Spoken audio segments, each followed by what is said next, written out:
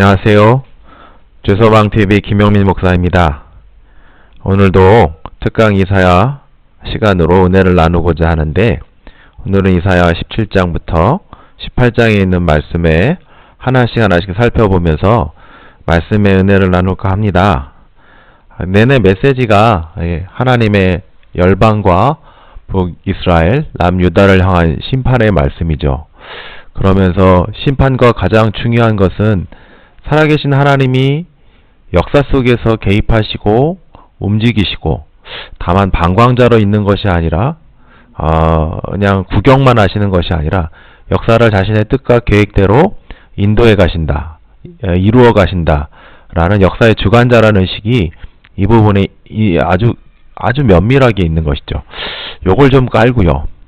특별히 오늘날 지금 2019년도 4월달을 벌어지고 있는 이 대한민국의 상황과 여건이 오히려 이 말씀을 더욱더 깊이 보게 하는 것 같습니다. 굉장히 큰 어려움 가운데 있는데, 우리 동역자님들도 힘내시고, 또 역사의 주관자가 아무리 어렵다 할지라도, 아무리 시대가 힘들고 고통스럽다 할지라도 우리 하나님이심을 믿으시며 이 말씀을 한 절씩 한 절씩 이렇게 보기를 원합니다. 한번 전체 문맥 보겠습니다. 전 두 부분으로 나눕니다. 1절부터 17장 1절부터 11절, 하나님이 다메섹과 에브라임, 북이스라엘을 심판할 것이다. 17장 12절서부터 18장 7절입니다. 7절 죄송합니다. 하나님이 모든 열방을 심판하실 것이다 라는 내용으로 이 말씀이 이루어져 있습니다. 한번 제가 읽어보겠습니다. 같이 교독을 하면 좋겠는데, 여러분도 한 절, 저 한 절 말입니다. 그런데 그럴 수 없는 관계로 한번 제가 다 읽어보겠습니다. 다메섹에 관한 경고라. 보라, 다메섹이 장차 성읍 모양을 이루지 못하고 무너진 무더기가 될 것이라. 야르엘의 성읍들이 버림을 당하리니 양물이 치는 곳이 되어 양이 눕되 놀라게 할 자가 없을 것이며, 에브라임의 요새와 다메섹의 나라와 아람의 남은 백성들이 멸절하여 이스라엘의 자손 영광같이 되리라. 만군의 여호와의 말씀이니라. 나머지 내용들은 옆에 이렇게 같이 성경 공부를 하실 때, 이 강의를 들으실 때, 이 강의만도 되게 좋겠지만 가능하시다면, 상황과 여건이 가능하시다면 말씀을 펴놓으시고요. 그리고 그냥 같이 보면서, 옆에 보면서 이렇게 따라 보면 더 좋을 것 같아요. 제가 마지막으로, 이 부분에 있어서 마지막으로요, 한번 10절부터 11절 읽어보겠습니다. 이는 내가 자기의 구원의 하나님을 잊어버리며 자기의 능력의 반석을 마음에 두지 않은 까닭이라.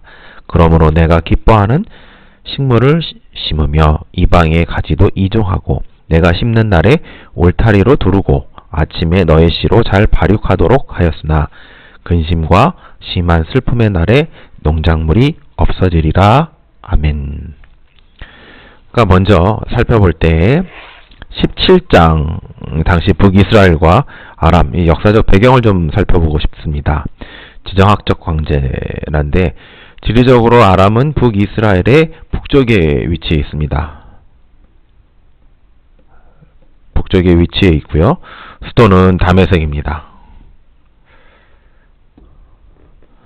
최남단 지역은 모압의 야로논 강에 있는 강에 위치한 아로엘 성읍입니다. 이게 이거 같이 보죠. 2번까지 국제정치적 상황 7장에 나와 있는 대로 당시 북이스라엘과 아람은 강력한 아수르를 막고자 하여 반아수르 동맹입니다. 제가 되게 간략하게 그리는 것에 대해서 좀 이해를 해주십시오. 여기가 애굽입니다. 여기가 이스라엘인데, 여기가 북이스라엘, 여기 남유다, 북. 이쯤에 아수르가 일어났죠. 요즘에 아람이 있고, 아람은 약간 도시 연합국가인데 중심국가가 다메섹이죠. 이 북이스라엘과 아람이 아수르에 대항하고자 반아수르 동맹을 맺었습니다. 지금 이런 관계에 있다는 것을 머릿속에 염두해 주시면 좋을 것 같습니다.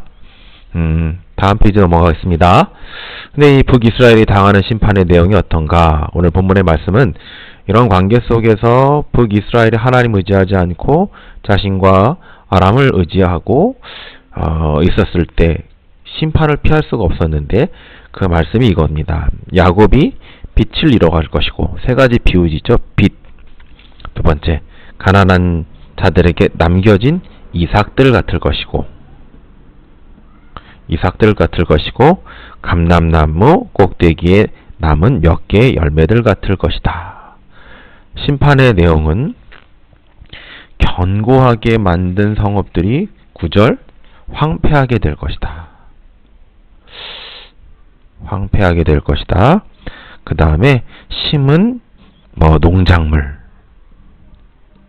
내용 기억나시죠? 심은 농작물들이 없어지게 될 것이다 라는 것입니다. 그래도 야곱의 빛이 잃어가 야기할까 하신다 해서 여기서 중요한 건 이토록 심판이 철저할 거지만 그래도 남은 자들이 있을 것이다. 그러나 별로 없을 것이다. 이런 정도죠. 그러니까 이 심판이 혹독함과 더불어서 하나님의 은혜가 조금은 남은 자들을 두신다. 라는 의미 정도로 생각할 수 있을 것 같습니다. 그러니까 요걸 좀 생각해 볼 때 이게 비유고 이 심판의 내용인데 이게 얼마나 철저하게 될지 한번 생각해 보시면 아수르 생각해 보세요. 아수르가요, 두 가지 정책을 써요. 하나는 이주 정책이요. 이주 정책. 그래서 억지로 이 북이스라엘 사람들을 이상한 다른 곳에 갖다 놓는 거예요. 하나는 이걸 혼인 정책이라고 표현하나요? 혼인 정책. 민족의 정체성을 말살시켜 버리는 거예요. 그래서 다른 이민족과 결혼을 시켜요. 그래서 이 사람들은 나중에 북이스라엘이 아니라 다른 사람들과 섞인 사마리아인으로 이렇게 신약 성경에 나오죠. 사마리아인이에요. 사마리아인. 그러니까 이게 굉장히 혹독하게 되는 거죠. 굉장히. 근데 이렇게 심판을 세게 하시는 이유와 목적, 2번 이유와 목적이 뭐냐? 그 백성이 우리가 읽었던 11절 마지막 부분에 하나님을 잊었기 때문입니다. 하나님 믿는 게 그렇게 대단한 건가요? 라고 했었을 때 말씀을 한번 보겠습니다. 신명기 18장 18절에서 20절입니다. 내 하나님 여호와를 기억하라. 그가 내게 재물 얻을 능을 주셨습니다. 이같이 하시면 내 열조에게 맹세하신 언약을 오늘같이 이루려 하심이라. 내가 만일 내 하나님 여호와를 잊어버리고 다른 신들을 쫓아 그들을 섬기며 그들에게 절하면 내가 너희에게 증거하노니 너희가 정령이 멸망할 것이라. 여호와께서 너희 앞에서 멸망시킨 민족들 같이 너희도 멸망하리니 이는 너희가 여호와 하나님의 소리를 청종치 아니함이라 라고 되어 있습니다. 여기서 생각할 것은 19절 하나님 여호와를 잊어버리고 라고 되어 있어요. 잊어버리고 여호와의 소리를 청종치 아니합니다 라는 거죠. 그러니까 잊어버리면 심판에 오게 돼 있어요. 심판이 오게 됐어요. 그들이 여호와 잊어버리면 어떻게 되냐면 이방 신들을 섬겨요. 그리고 여호와의 말씀, 계명의 말씀에 순종하지 않아요. 그러니까 이방인들과 똑같은 삶과 그러니까 이방인들 하나님을 버리면 우상을 섬기고 우상을 섬기면 하나님의 계명의 삶, 계명에 순종하는 삶을 살 수가 없죠. 계명을 어기는 삶을 살게 됩니다. 네. 근데 이것 때문에 하나님은 이 백성을 심판하시는 거예요. 예, 잘못에 대한 심판도 있겠지만 이제 뒤에 2번에 나옵니다. 잘못에 대한 징계적 차원도 있지만 그 목표는 뭐냐 하면 이 심판을 이스라엘 백성에게 하나님께서 하시는 목표가 뭐냐 하면요. 이 심판, 방가로 2번입니다. 이 심판으로 하여금 이스라엘 백성 어떻게 하기 위해서요? 이스라엘 백성을 땡땡땡 하기 위해서 어떤 내용이 들어갈까요? 다 안 알고 있는 내용입니다. 근데 이게 제일 중요한 개념이라서 약간 뜸을 들이고 있어요. 뭘까요? 회개입니다. 회개하게 되려고 이 심판으로 회개하게 되더라고. 회개는 억지로 안 됩니다. 이게 참 회개는 은혜로 되는 것이지만 회개는 억지로 할 수 없어요. 회개는 스스로 돌이켜야 되는 겁니다. 억지로 될 수 없습니다. 하지만 회개는 은혜가 없이는 안 되죠. 그런 면에서는 회개는 하나님의 은혜로 하는 것이죠. 이 부분을 좀 잘 나중에 설명할 부분이 있겠지만, 네, 회개는 스스로 돌아가게 됩니다. 그러니까 동그라미 1번 봅시다. 7, 8절에 나타난 이스라엘 변화된 모습은 뭐죠? 하나님을 바라보고 손가락, 사람의 손가락입니다. 하나님의 손가락 아니라 손가락으로 지은 아세라와 태양상을 쳐다보지 않을 것이다 라는 것입니다. 우상에 대한 거는 이스라엘 백성, 그리고 또 구약성경 내내 만드는 나무다, 돌이다, 이렇게 얘기해요. 이거 손가락으로 지어놓은 거야. 아무것도 아니야. 뭐 여기에 영적인 능이 있더니 사단, 마귀, 뭐 역사, 능 이런 거 구약성경에 나와 있지 않습니다. 그냥 이건 나무야, 이건 돌이야. 야, 한 나무가 있는데 어떤 사람이 뱄어. 탁탁탁탁탁탁탁탁탁 도끼질했어. 근데 이거는 지 아궁이에서 지피는 밧불하는 밧불이 된 겁니다. 밧불. 근데 이건 괜찮네? 해서 값비싸게 조각공에 팔았어요. 이 조각공은 쪄서 이런 우상을 만들었어요. 근데 이 우상에게 절해. 이거는 아궁이에 있는 밧불에게 절하는 거랑 똑같다라는 것이죠. 이게 구약성경에 나타난 우상에 대한 개념입니다. 이거 좀 지워보고요.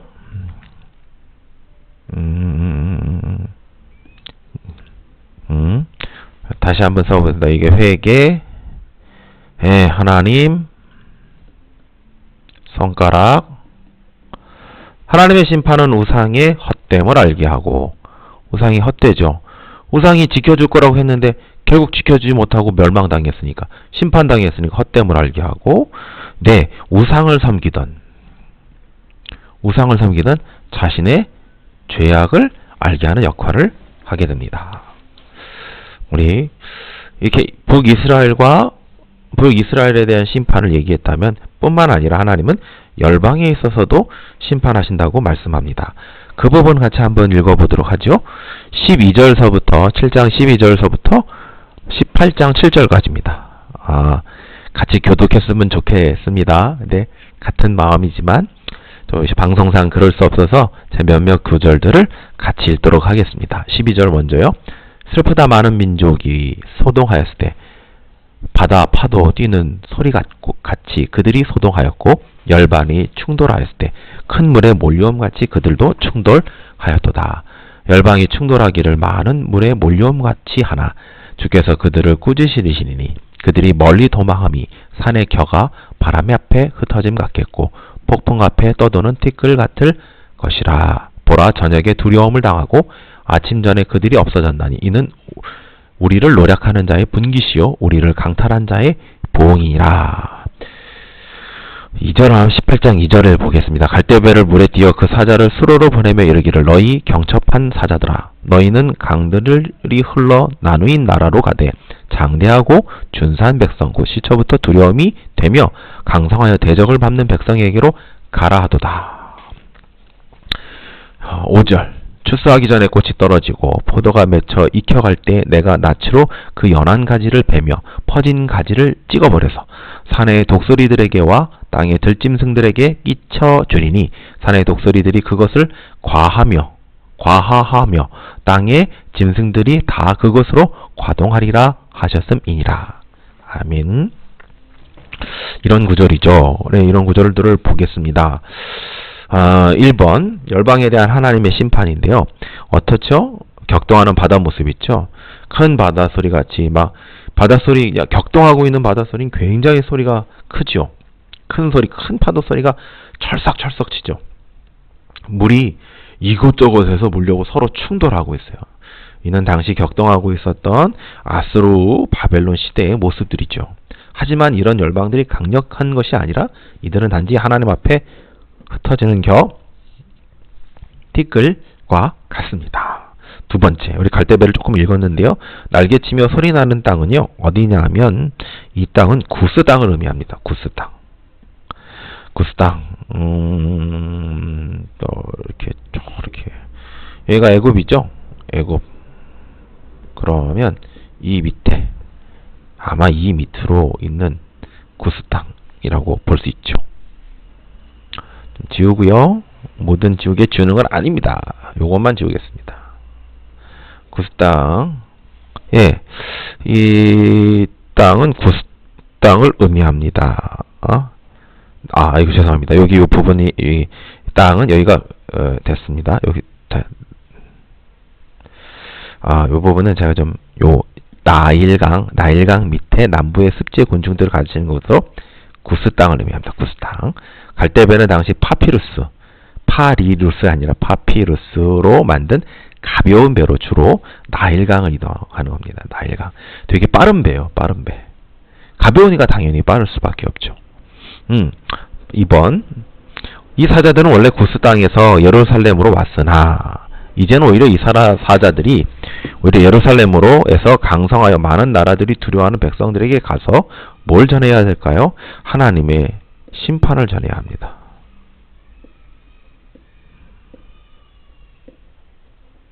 심판을 전해야 됩니다. 넘어가겠습니다. 하나님의 심판은 어떤 걸까요? 그래, 우리가 읽었던 5절 부분인데요. 가지치기의 이미지를 쓰고 있습니다. 가지치기는 농부가 추수의 때에 열매를 잘 맺도록 덩굴송과 잎사귀를 잘라내는 것이죠. 이것의 의미는 하나님이 계획한 때의 역사를 통해서 심판을 이루신다는 것입니다. 또 다른 이미지, 이렇게 가지치기하고 남아있는 것들 어떻게 할 것이냐?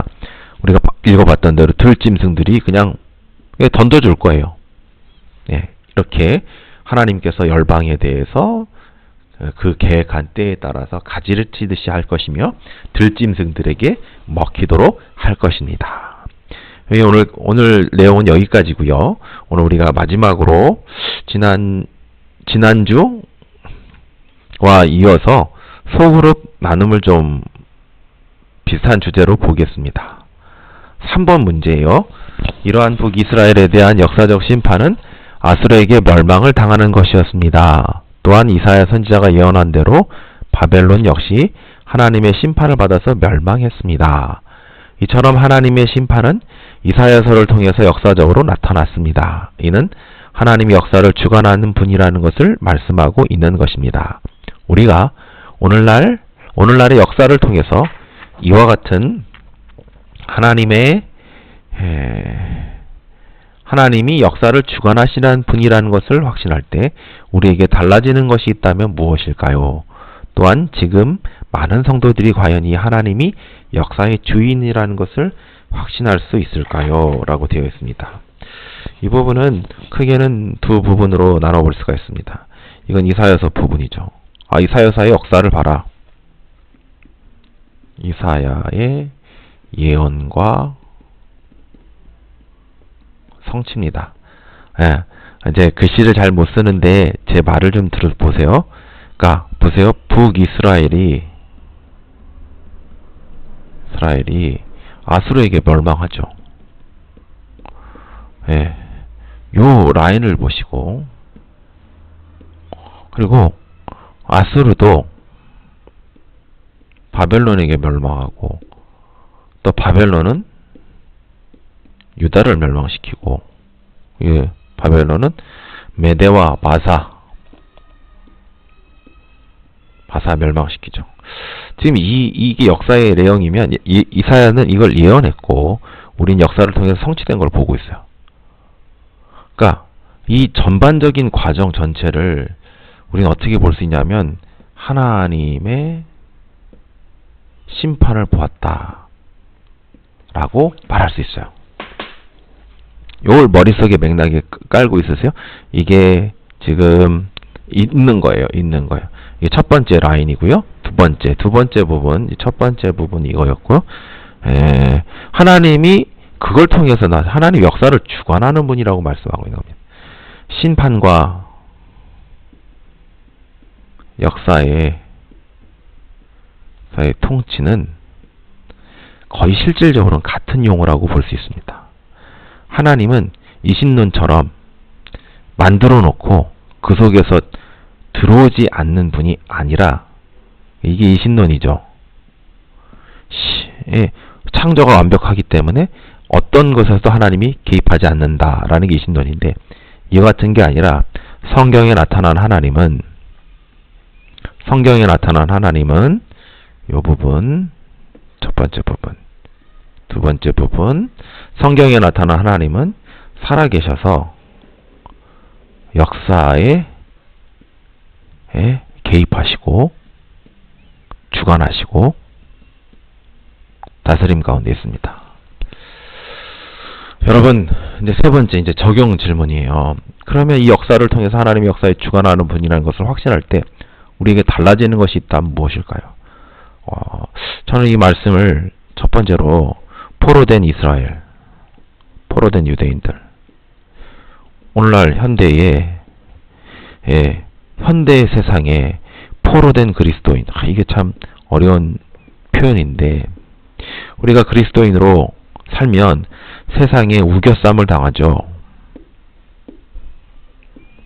이때 우리가 하나님의 통치와 임재를 갈망하고 갈급하지만 우리의 현실이 그것을 보기보다도 바벨론 같은, 아수르 같은 강력한 대적들, 그 힘과 그 능력과 그 돈과 그 정치 권력과 사람들의 그 어떤 인적 네트워크가 마치 세상을 다스리는 것처럼 보게 합니다.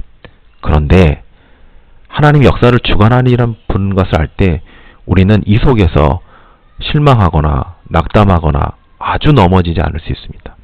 다시 일어날 수 있으며 다시 싸울 수 있으며 결국 하나님께서 저 악한 세상과 하나님을 떠난 자들을 반드시 심판하시고 우리를 건지시고 살릴 것이라는 확신, 이것이 우리의 생과 삶에서는 보지 못한다 할지라도 하나님께서 그 최종적인 심판을 역사를 통하여 우리에게 보여준다는 확신을 우리가 할 수 있는 것입니다. 우리는 낙담과 좌절 속에서만 살아가지 않을 수 있는 거죠. 우리는 희망할 수 있게 됩니다. 우리는 또 방탕하지 않을 수 있죠. 세상 사람처럼 노세노세 젊어서 노세, 어차피 이래도 한 세상 저래도 한 세상, 아니요. 심판한 주인을 보기 때문에 우리는 방탕하지 않고 우리는 사명의 삶을 살게 되는 것이죠. 열매 맺는 삶을 살게 되는 것이죠. 이게 두 번째, 세 번째 파트고, 네 번째. 과연 역사의 주인이라는 걸 확신하고 있을까요? 이게 마지막 질문인데요. 참 쉽지 않은 질문입니다. 마지막 질문.